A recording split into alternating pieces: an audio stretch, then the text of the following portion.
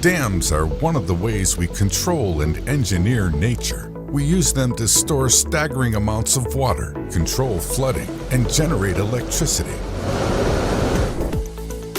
This is the world's largest hydropower dam, the Three Gorges Dam in China. When it was built, it flooded a total area of more than 156,000 acres of land with 42 billion tons of water. The sheer amount of water was enough to alter the Earth's rotation by an estimated 0.06 microseconds. So in spite of their extraordinary size and capacity, how are dams built? Dams are usually built between a water source such as a river and a valley.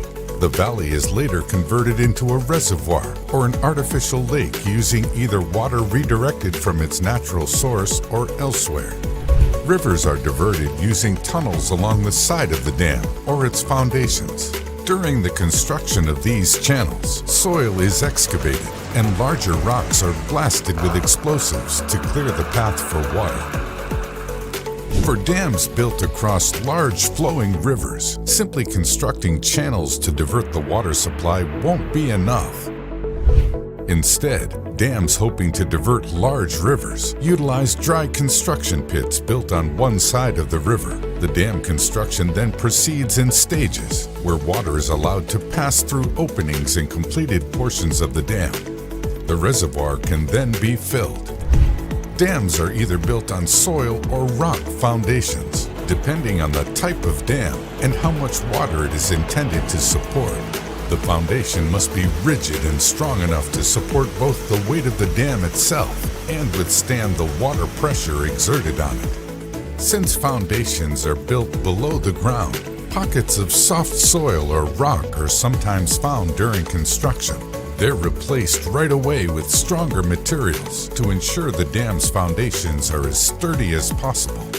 Then any fissures or cracks are filled up right away with grout to prevent water from leaking out once the dam is complete. Going on to building the dam itself, you might be wondering where all the concrete comes from. For most dam construction projects, concrete batching plants are built on site. This gives workers access to large quantities of ready-to-use concrete, which is transported to the construction site using either a system of conveyor belts or via trucks and cranes. This concrete is then poured into a mold made in the required shape of the dam. The mold is built up in layers 3 to 6 feet high. After the dam is built, its reservoir can then be properly filled up. It can take several years for the process to happen either naturally or with the help of pumping units. At this point, the water level behind the dam must not be at operational levels. The dam has to be tested first. Once construction is complete, engineers use the first filling as an opportunity to test the dam and see if it will hold. They closely monitor the filling to look for any deficiencies in the dam's design or construction and safely address them. Inspectors check for signs of seepage, cracking, or erosion. Repairs can be made to get the dam performing to its intended capacity.